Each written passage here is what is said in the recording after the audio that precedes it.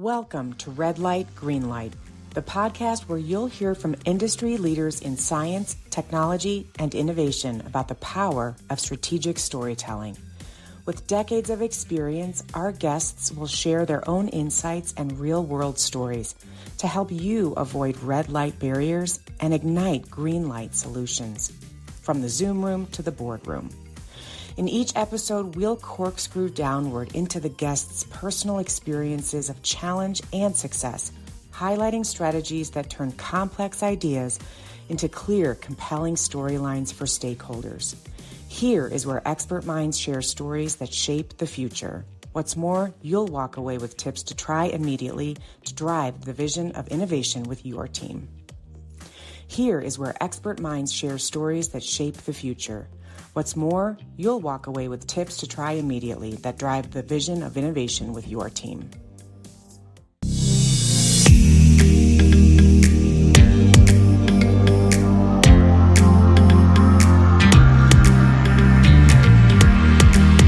Hi, everybody, and welcome. Welcome to another episode of Red Light, Green Light. I am your host, Cindy Scalicky, and every week we bring to you a guest who's amassed quite a lot of storytelling prowess throughout their careers so that you can hear from their lessons, both good and, harder earned. So today I have a wonderful guest. I'm very pleased to bring to you Tim Tiscornia. Tim, welcome to the show. I'm so happy you're here. Oh, Cindy, thanks so much for taking the time and having me on your show. I'm obviously a big fan of you. I'm happy to be here, and it's nice to have the opportunity to meet some of your listeners. Yeah, 100%. Well, listeners, Tim is a powerhouse. He is currently the CEO at Chomp and the founder of Half-Life, and we'll get into both of those a little bit as we proceed forward.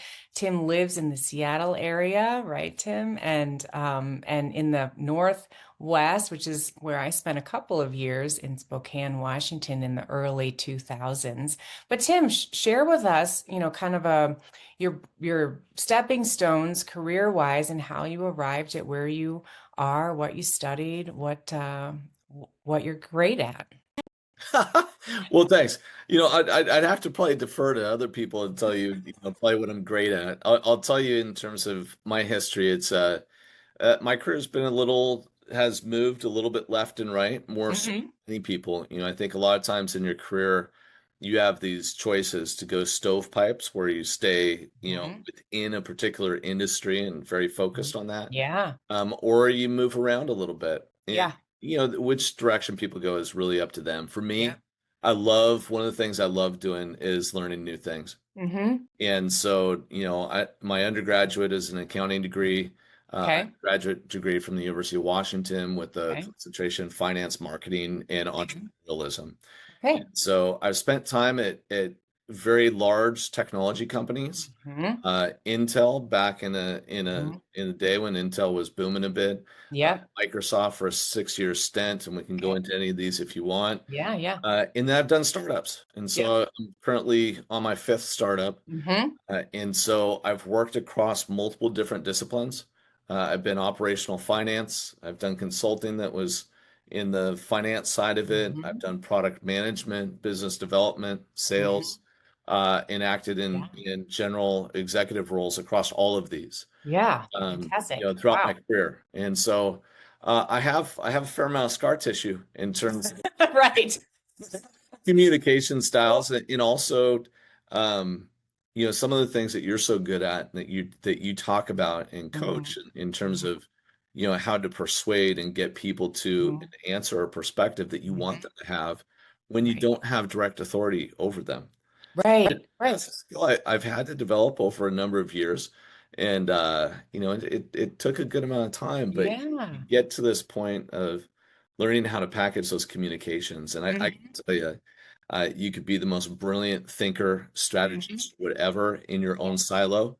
Yes. But eventually you have to communicate that message to others. Yes. And want your perspective. And so, throughout my career, I've had quite an opportunity to, take that on. Yeah. Well, I think it's a fun, I love your stovepipe analogy. I hadn't heard that one before, but I think that's a great analogy for, one of the ways in which leaders can go when they go into their careers. And the truth of the matter is, we don't really know all the time anyway, which one we're going to be unless Yeah.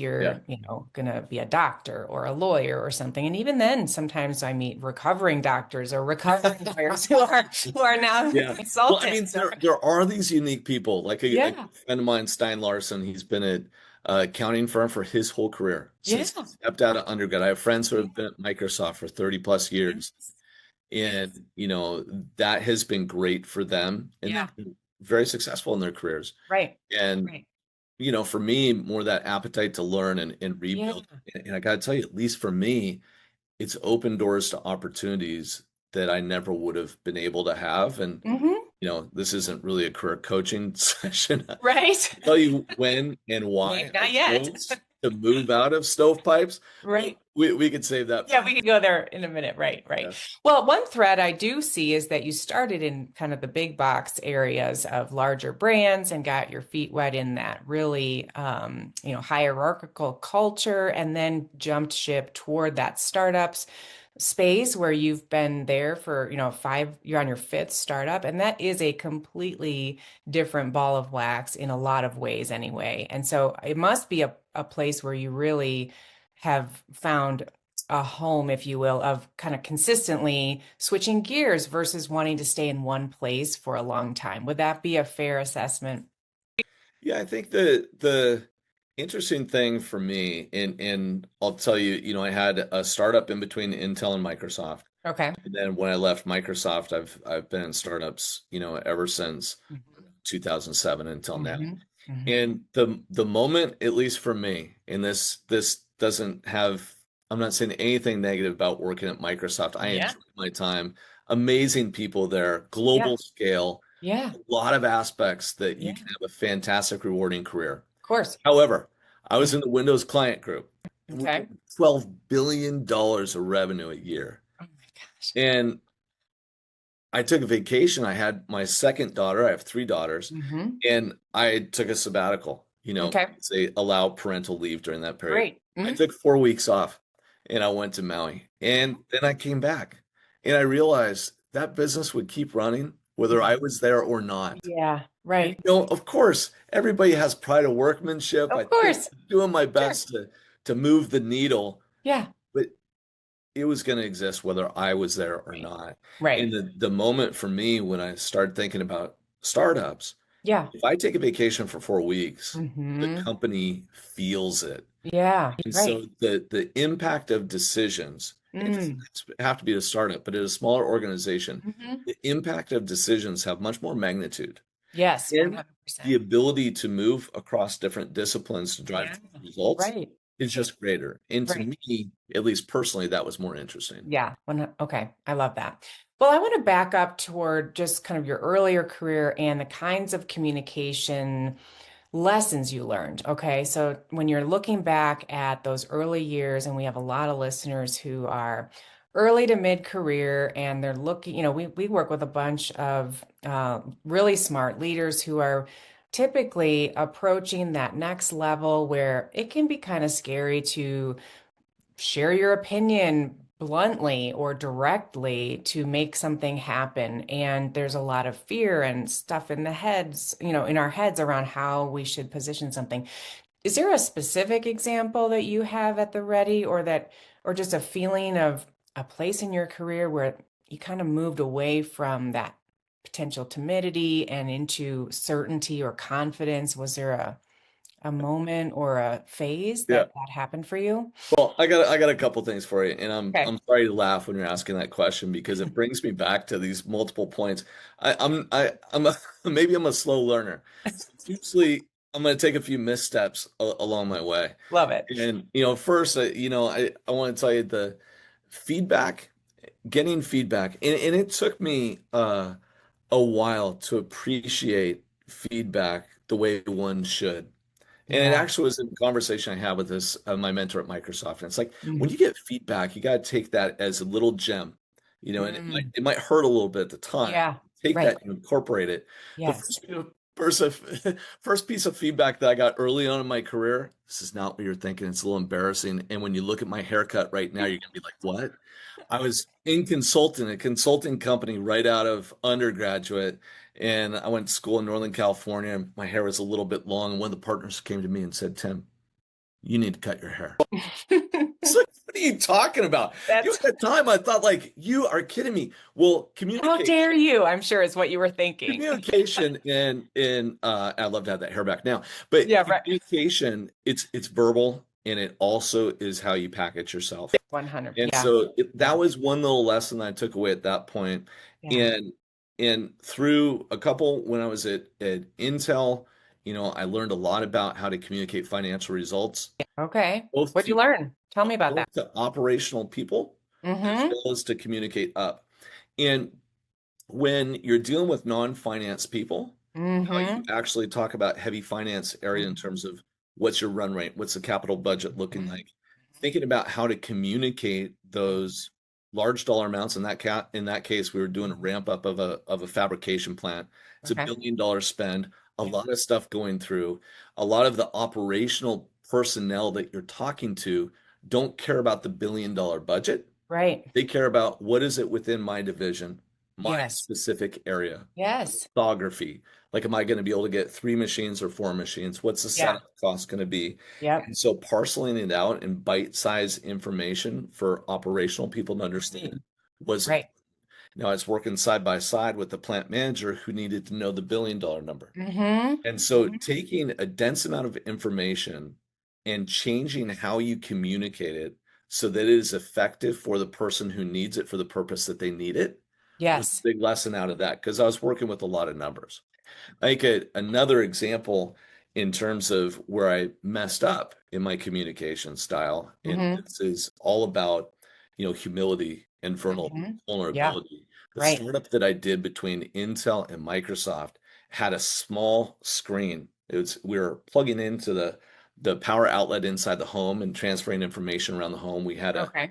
a single screen that you could look at that would bring you Okay. all the information your family might want. Okay. And otherwise, that's a product called Clio that we had purchased from a small startup. Yeah. And we were talking about keyboard layout. Mm-hmm. I had a perspective in terms of what it should be. Mm-hmm. The head of engineer had a different perspective. Mm-hmm. And I tried to beat him over the head with my perspective. Mm. Hmm. Yeah. How'd that go? It didn't go very well at all. I'm not going to go into the details of all the words that were used in this Oh, exchange.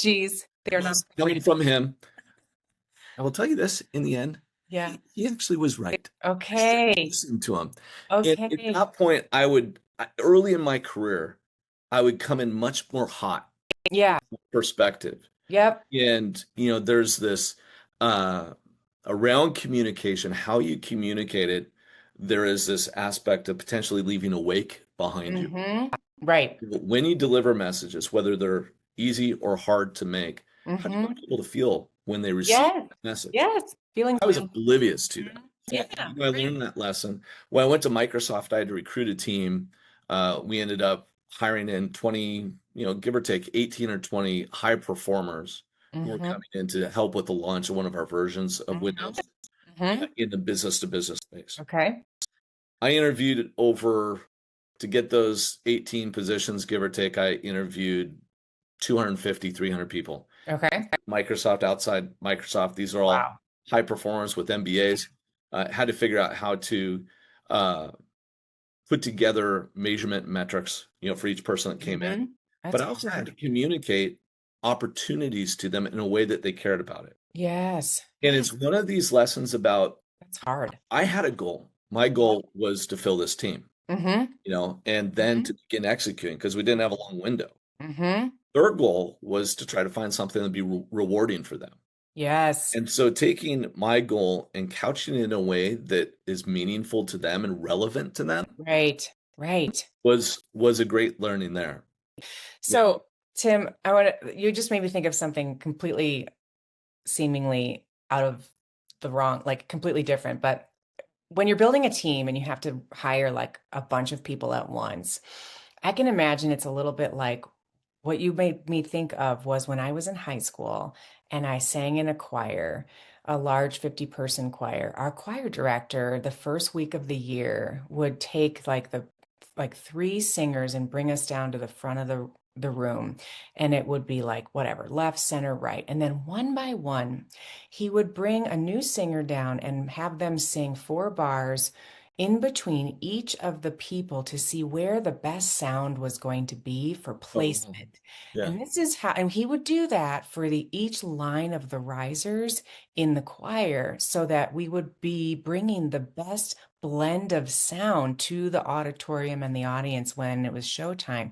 And that's kind of like what it sounds like you were trying to figure out how to do with your team. Like, how do I build this, this beautiful sound with this team? Because each person needs to have their own place and, add their own value to the greater sound of the team. And that's a difficult process, but you would have the ear, just like Mr. Wilhelm, my director, had that ear, right? And it's a daunting process and it takes some time, I would Yeah. imagine. Yeah. Yeah. Yeah, it is because, when you bring in each individual and they're bringing their set of skills and competencies from the past, Mm-hmm. most of the time when I interview, I hear a little bit about the past, but I'm Mm-hmm. mostly future. I care about the future top end Yeah, in sure. terms of how they're going to do it. Mm-hmm. And if you didn't take more of the bringing together the choir approach, you Mm-hmm. could get like 18 people in there that were very, very great, Yeah, right? But would they right. work together or not? Yeah, So 100%. that personality in terms of bringing them in was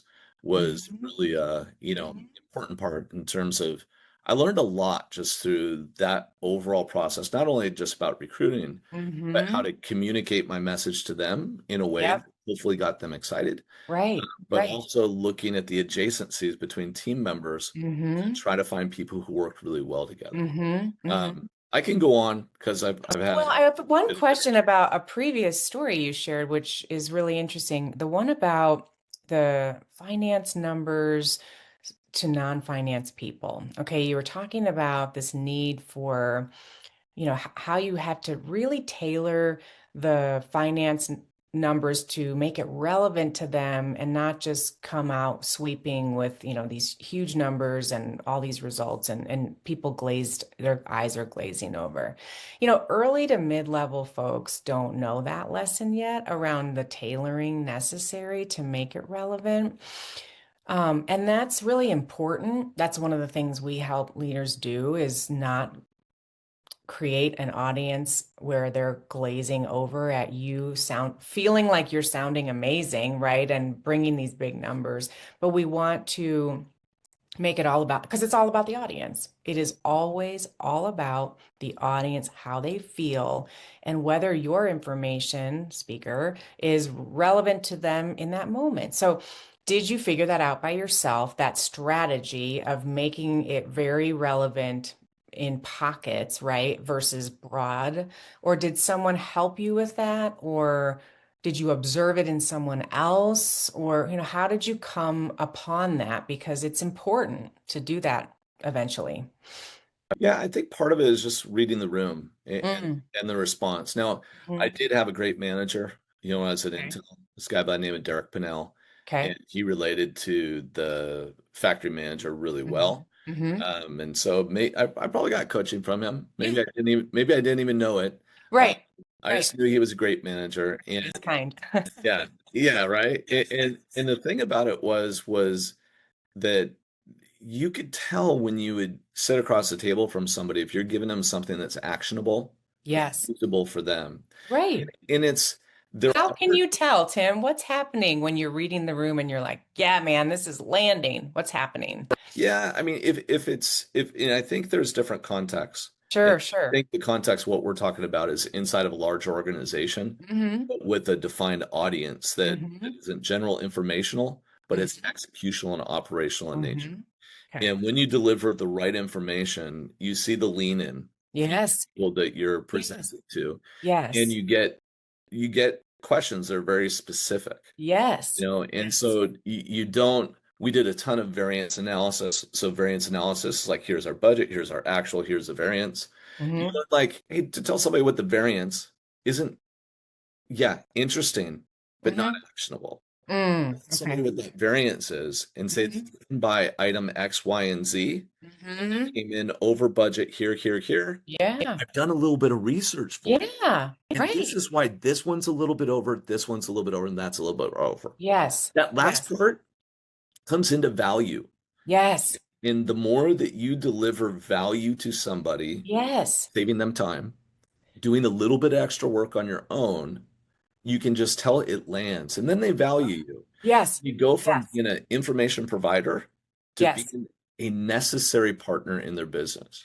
I want to I want to cut and take out that phrase you just said because this is exactly what we teach leaders to do. That one phrase you just said, Tim, was I've done a little bit of extra research and dot, dot, dot. And that's the moment. It's what you saw, what you found, what you did, and what you think. Because the question I often get from leaders is like, Cindy, I'm going to go in, talk to these, C-suite or executive stakeholders about my strategy, and their C-suites and executives above me, they know this stuff, don't they? They just like, what am I even doing there? What could I tell them that they don't already know?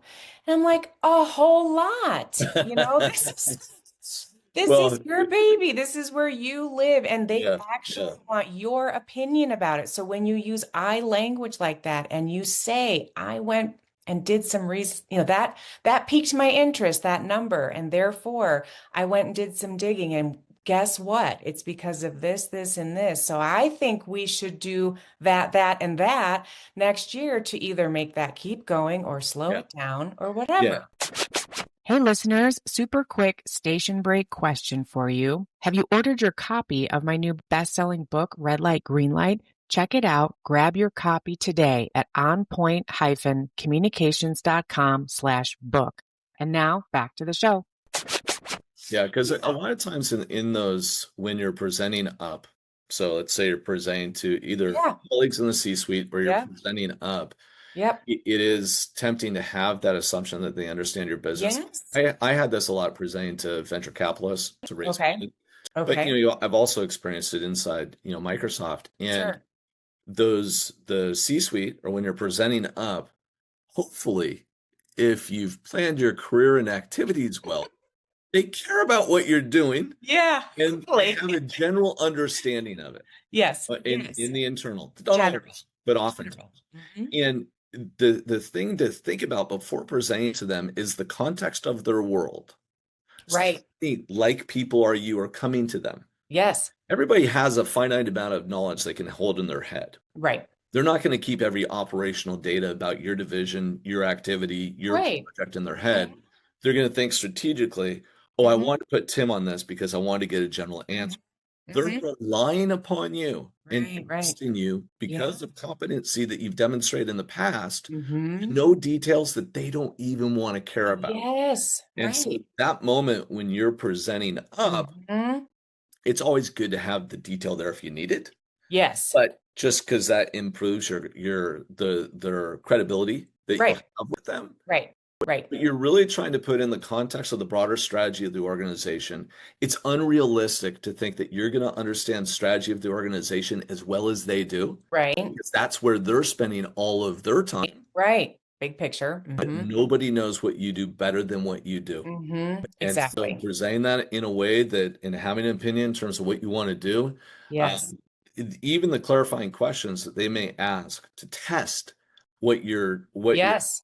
decision is, it's not them questioning your credibility. Right. It's Or your them, personality or anything no, else. Right. they just want to know more. Right. And the Yes. universal thing about people that it's very easy to forget in the context of those presentations, people want to help other people be successful. Yes. Yes. And 100%. so it was there was this strategy, and there was a whole class on it at Microsoft. They Okay. stopped doing it because it felt like you're taking 1,000 hits. Oh, geez. Precision questioning.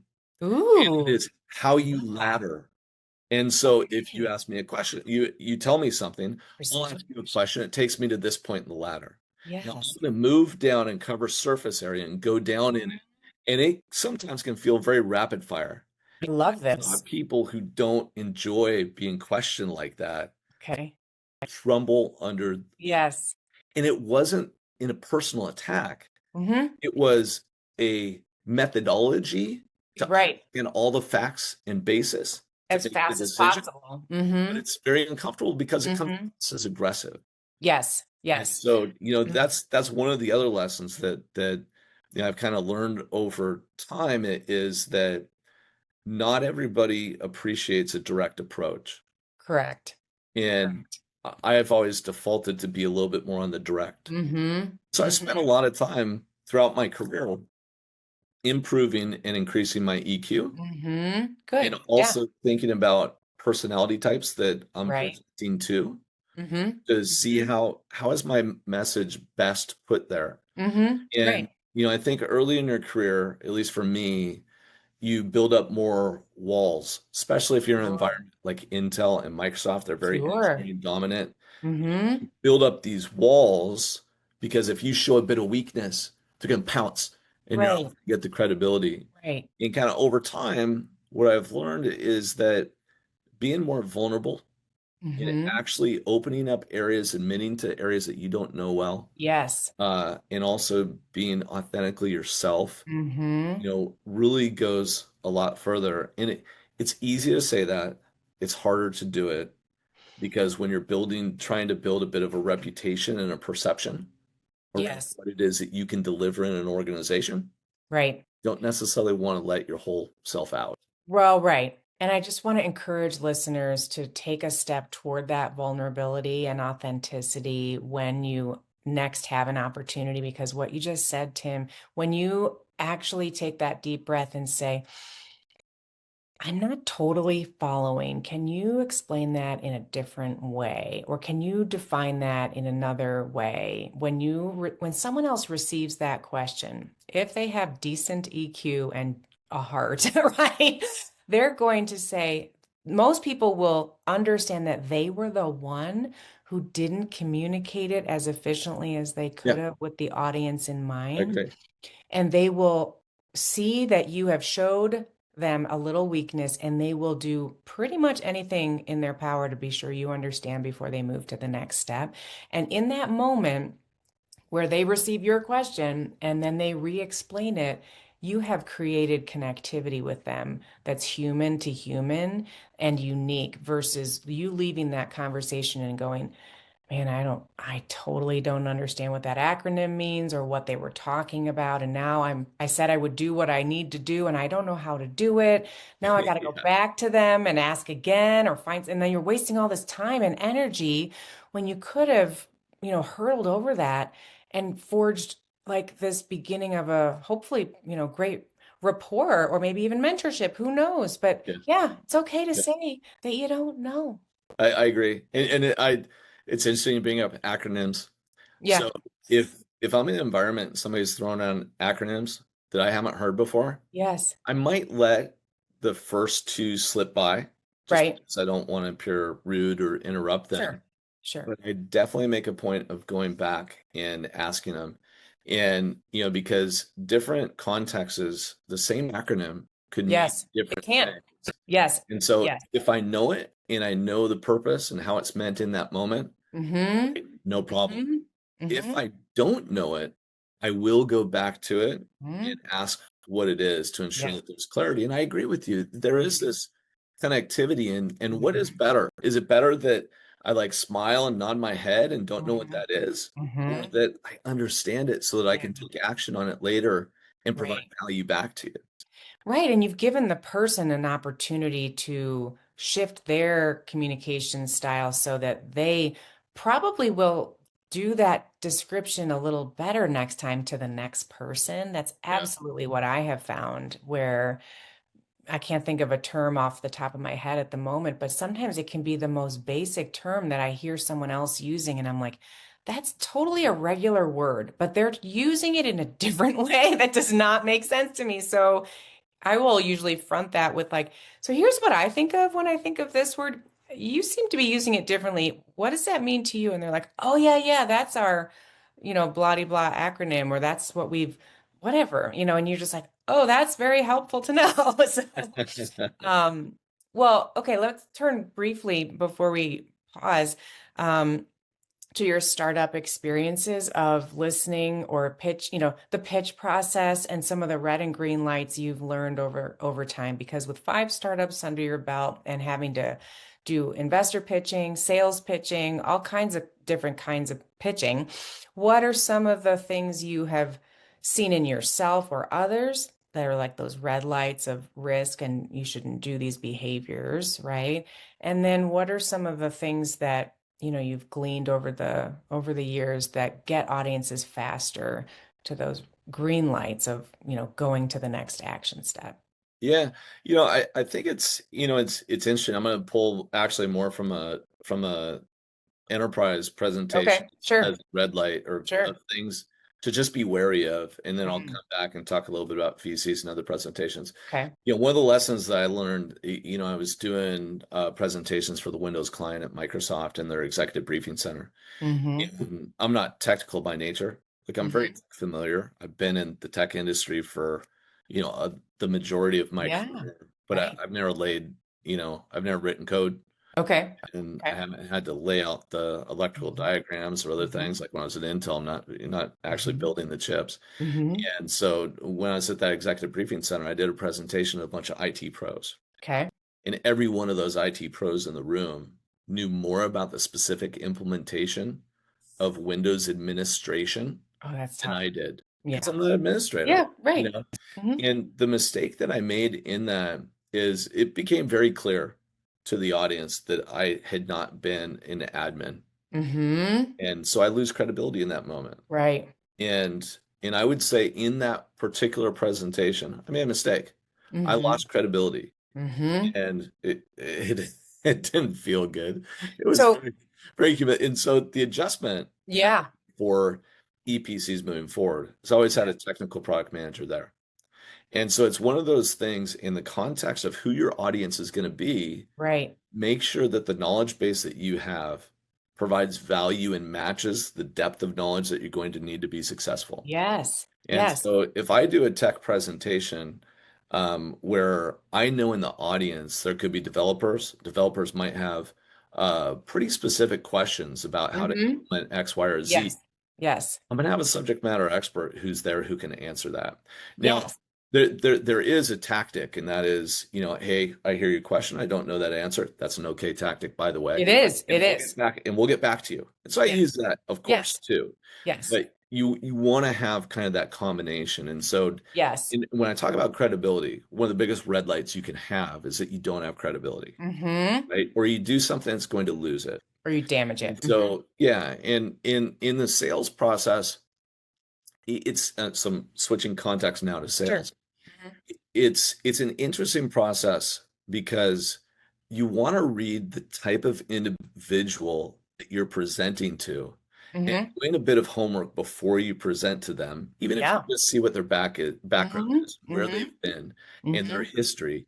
It's going to help you understand whether they are a person a little bit more like Mm-hmm. me specifically, get to Mm-hmm. the point and get to the point quickly. Right. Or if there's somebody who is more open to having Mm-hmm. a broader set of Mm-hmm. conversations. And believe it or not, there are people who do want that context. Yeah. Right. And so in the sales, somebody's been Mm-hmm. trained sales if they go, well, tell me about your biggest challenges. If Mm-hmm. somebody says that to me, I'd be like, I didn't come here to tell you things.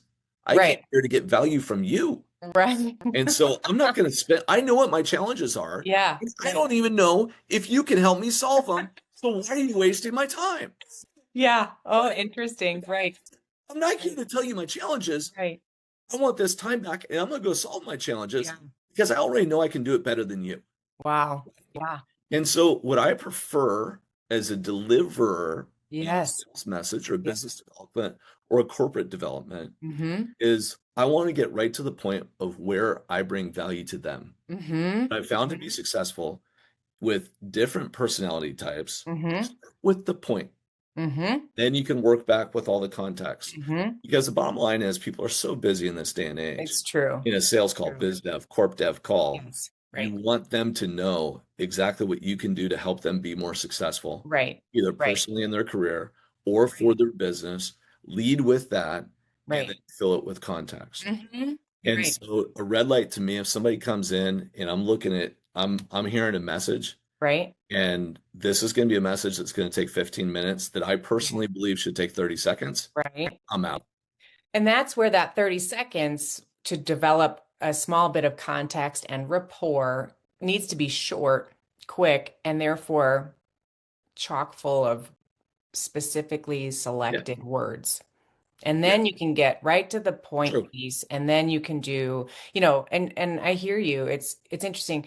I'm thinking as you're talking, if you get in and you are dealing with a person who wants to be direct and right to the point, you can even frame up that meeting with an email that says, hey, we're coming to your offices today. We're going to bring you, here's what we do, here's who we are. And then you sit down and you reiterate that. And then you adjust to find out, how that might help them solve their problem and where they need where are their gaps? Because you Yeah, do, as a salesperson, we need to understand how they see their gaps, not what we assume yeah. their gaps are. But the thing is, the willingness to share those gaps, to share Yes. what my problems and challenges are, Mm, is after you or me mhm. outward or somebody else Right. in, Right. demonstrate that there's something that they can bring value in. Yes. Like Sure. if I talk about with you and I with Right. Chomp, I knew after one call with you, I'm like, Cindy knows how to present herself, her message, and Mm-hmm. everything. Mm-hmm. I want everybody in my organization to be able to do it as well as her, right? Aw, thanks, And Tim. so I knew the value. So you and I get to have a Yeah, conversation right, about, hey, how can we implement this across right. engineers, accounting, Yes, sales in a way that yes, makes sense? So right, we got through that first part. Now I will right. tell you, in terms of the context, because Mm-hmm. some people might think I'm crazy or just get to the point. And Right. that is true sometimes. It's Mm-hmm. not always that way. Like I Mm-hmm. had a presentation with an investor and I looked on his background on Yeah. LinkedIn and a potential investor. And he was a surfer. And, Yeah. and I know because I'm a foiler and a Yeah. surfer, Yes. I spend a lot of time doing that, that opening up and building a bond or a rapport, Yes. talking about something that we're both passionate about, Yes. Huge value. Mm-hmm. that that was like he's more than happy to wait 15 Right. minutes Yes. as we Talk talk about what something. the surf scene Yeah. is in Montauk, Yeah. New York Yeah. versus California in this new sport of foiling. And so, it's just over experience that you realize, hey, when am I on the clock? When am I Mm-hmm. not on the clock? Right. If you're not on the clock, you best have done your homework, Yes. understand what your rules of engagement are likely to be with this person. Right. Right. And it's fascinating, for the talking to investors and raising money between the different startups that I've done. Mm-hmm. Probably talked to, 400 or 500 investors, and each one Yeah. of those calls has actually been quite a bit different. Mm-hmm. Sure. Everything from, hey, let's just get to know each other up front to build Yep. personal rapport to, hey, get straight to the point. I want to see if Yep. you're a fit for our Yeah. portfolio or not. Right. Right. Yeah. And where that ends up landing, you just have to be pretty nimble, I mean, the premise of the book, right? Which thank you for your encouragement and endorsement of it, everybody. Tim's in the opening pages of the book, Red Light, Green Light. So we've got his endorsement in the front pages of our book on page 2 or 3. But the point of the whole book is to sit in your audience's shoes and be them for Yeah, a hot second. And so you need to be a chameleon of sorts and figure out where is your audience? What are their thoughts and feelings sitting from their chair looking at you and your opportunity? yeah, And if we always start there, we are always more likely to find those green lights throughout the process of developing those relationships and potentially a buying relationship, but not always. And sometimes that's actually okay. You've just built a great yeah. relationship that might lead to something else. So, yeah, Yeah. I love Well, that. I'm smiling because just recently I did a presentation. Mm-hmm. And Okay. so I was pretty excited about it. This business half-life that I do is about Yes. encouraging people to stay active Okay. and it's really about longevity. So Okay. staying active from 35 till the day you die Yeah. and a lot of tips and tricks. And so we Okay. got Cool. brought in to talk to an organization down in Houston. Mm-hmm. And so we're coming in to talk about work-life balance. Mm-hmm. And so we're presenting. And there the night I'd done the presentation. Okay. Presentation's done. It's in the can. Okay. I meet a lot of the people who I'm gonna present to the next day. Okay. And I'm like, oh my gosh, they're State Farm agents Okay. and they're top. Like these are the top Yeah. Cream of the 1% crop. of Yeah. all Yeah. these people are incredibly successful. Yeah. And I talk to them, and a lot of them are active. We're going to talk about work-life balance. And my presentation originally was going to be from me essentially to them. Mm-hmm. And I realized the evening before, holy smokes, I don't think these people need what I have, what I'm about to say. Uh-oh. Okay. The Wow. unlock was, you know what? They do because each of them manages somewhere between 10 and 20 people. Okay. And keeping their teams happy, Mm-hmm. healthy, Mm-hmm. work-life balance is Yeah. going to allow them to get higher returns out of their investment of time and energy. Right. Right. And so I had to make a subtle pivot, Mm.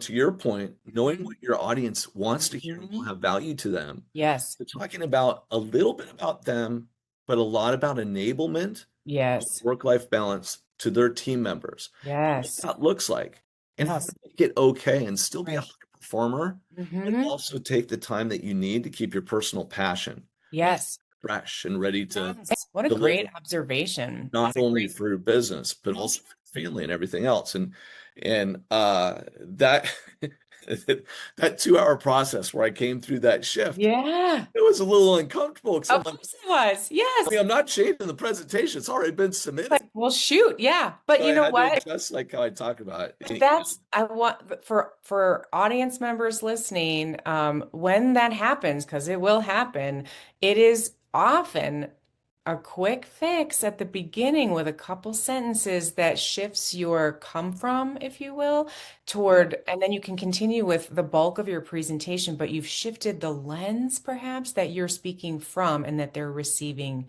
it from. And so, you don't have to scrap the whole presentation typically, right? But you have to make a shift of how you're delivering that. And then there's like a big sigh in the room of relief, right? Like when you are done, you're like, oh, I'm so glad I realized that Yeah.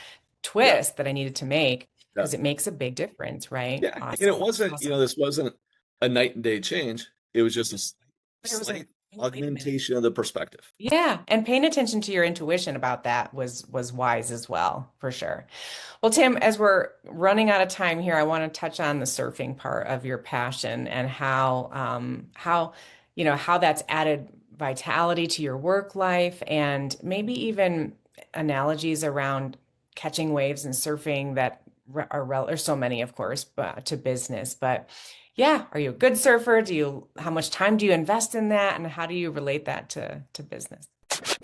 Hey, listeners, super quick station break question for you. Have you ordered your copy of my new best-selling book, Red Light, Green Light? Check it out. Grab your copy today at onpoint-communications.com/book. And now back to the show.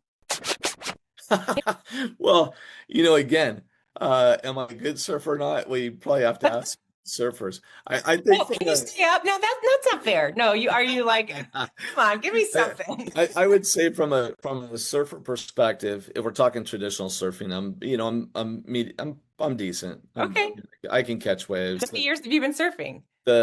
I actually didn't. I always wanted to be a surfer growing up in Seattle Yeah. and have a lot of waves. And so when I turned 40, I actually went on a trip for where I dedicated 3 weeks to, really Cool. improve it. And so yes, I did. But in the last 5 years, I've done a lot of foiling. What And is so foiling exactly? foiling is it's kind of, America's Cup boats now come up Okay. onto Yeah. foil and they go Oh, quite yeah. fast. Well, they Yes. took that from America's Cup and then Okay. they put it on windsurf boards so you rise up, but also Okay. surfboards. So I did that, and I would say I'm pretty accomplished. Okay, good. I've towed into waves, you tow on a jet ski Yeah. rope.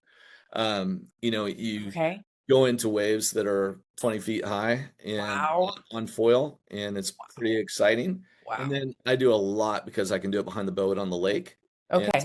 taught a lot of people how to do it as well. And Fun. I'll tell you, I'll try not to make this story too long, but I'll relate it to business in the following way. Okay. I went on a trip down to Tahiti, and Okay. I went on the trip with the intention of learning how to free dive. Okay. And I ended up doing swimming with humpback whales, Oh, wow. almost eyeball to eyeballs, unbelievable.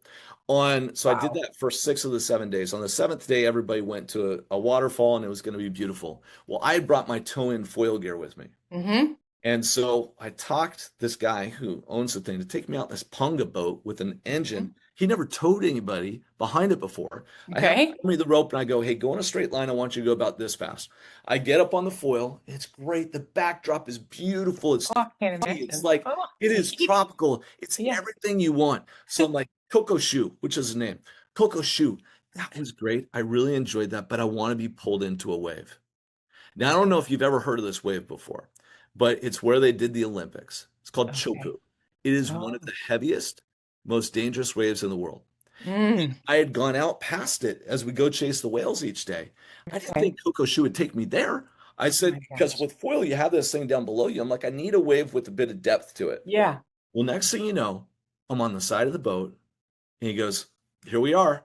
I'm Chopu." I get into the boat. He pulls me up, and I'm trying to communicate with him how to drop me on a wave. We come in, we drop me on a wave. This is one of the biggest, most dangerous waves in the world. Oh my I'm gosh. I'm leaving heel side, which is on this side, which is on Okay. the side of the boat. I go down into this wave and Oh, make a couple turns. It was oh, amazing. My knees were basically shaking. I get back in. I did about oh 8 of those, and then my I'm like, I came out that eighth one, and I was just the adrenaline was flowing. I was a little bit tired. I'm like, this is good. I'm probably one of maybe 10 people in the world who have toe foiled Chopu. oh my gosh, Tim. And, You saved the and the best for last. What? and the thing about this Amazing. story is not that those rides, they were amazing. I'll never forget them. I'll take that to my grave. It was the moment that I was on the edge of the boat before I dropped into the water. And I had to make a decision. Okay. Am I ready for this or am I not ready for this? Am I gonna do it? Yeah. Yeah. And Oh, the bottom line is I'd put in my 10,000 hours. I'd yes. I'd log time behind the boat. I worked on behind the boat, not only toe side, which is the more regular way that you're going to ride, but heel side. And so Yeah. getting dropped into these waves heel side, I had thousands of hours of preparation to get me there. And it's one of those things Unbelievable. in early on in my career in business, I wanted that feeling that I wanted to drop into Chopu. But let's be clear, Hmm. I wasn't prepared. Hmm. I didn't have Right. enough knowledge and Didn't have enough experience, hours. Hmm. and I couldn't force it. Right. But here, having had the opportunity to have a lot of different experiences and communicate to people in different styles, one-to-one, one-to-many, sales, investing, they all take different sets of communication skills. Hmm. When I dropped Hmm. into that wave heel side, that's something only because I'd spent my time and put in my dues. Because guess what? If I fell, I'm Yeah. rolling onto dry reef Yeah. with Oh my with gosh. basically a hatchet, which is Oh what my the gosh. foil is underneath it. Oh I my gosh. knew when I left and I went on that wave, Oh my I gosh. knew I had a 99% chance that I was going to make it through Oh gosh. because I've Tim, I'm put it. like nervous just sitting here, even though I know you did I was, it. I was nervous too. I got to tell you, but it was unbelievable. And that's the thing that, I would encourage people and why I love the services that you provide so much is that communications is a journey. It's not Hmm. something that you're going to take one class and you're going to have it. You're not going to learn it. Right. Sometimes it's one-on-one, one to many, many to many. And I've had to evolve and grow as a person and as a Right. professional so much and I'm still working on it Yeah. to make Right. sure that I'm delivering messages in a way that people want to receive them. So And, good. getting to that point where you have it, it is, you'll have your Chopu moment. Yeah. Moment where, hey, you find yourself on stage or you're Yeah. presenting to the C Yeah. level or you're making a pitch on your personal business to raise money. Hmm. You'll have that moment. And so it's just a matter between now and that moment when it comes, how will have you spent your time in Hmm. awareness to Hmm. improve your communication to get to the point that you will land it when you get there. And I Yep. know people will, but it Yeah. does take awareness and it takes Yes. practice and it Yes. is a skill. I'll tell you one of the things that we haven't talked about. I know we're running out of time, so we don't have to go too much into it, but Yeah. the world pre-COVID and post-COVID is so Hmm. different. Mm. Pre-COVID, it's get on a plane, shake a hand, look somebody in the Yeah. eye. Right. Now in the post-COVID world, it is how can I express myself, build credibility and trust through a screen? Right. Screen that if they Yeah. don't like what I say, they can just close it, hit Right. the red dot and move Turn on. it off. There's no emotional connection. Right. You Right. so how do you do that now in this Yeah. world where you need to do it to screen? When do you need to be face to face? But you can. Yeah. Right. I mean, we've never met. Yeah, I can't believe. I feel like I Right. know you. I feel like you're a sister. I feel like I know you extremely well, and we've never met. Agree. It's So just, it is clear that it can be done, it can be done. through the screen, Absolutely. and it's not by accident though. It's not. It can. Right. It's a Well, before we formulated. get too far away from your Chopu story, I have to like, does anybody out there want to hire Tim for the next keynote that you have coming? Because that was like keynote quality remarks there for like the last 5 minutes.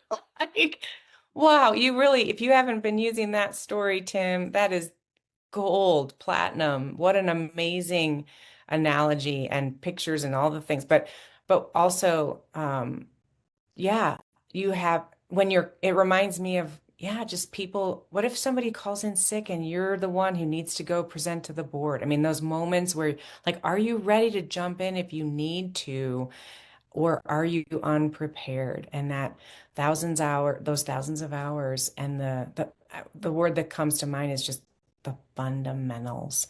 You've got to get the fundamentals down and do them for thousands of hours to have a chance at shining in that moment, that magic moment when somebody drives you out to your chopu, right? Like, Uh, just amazing. Yeah, what a cool experience you were able to have. Thank you for sharing that. That is fantastic and incredibly inspiring. This has been amazing. I love it. Thank you for coming to the show. my pleasure. Yeah.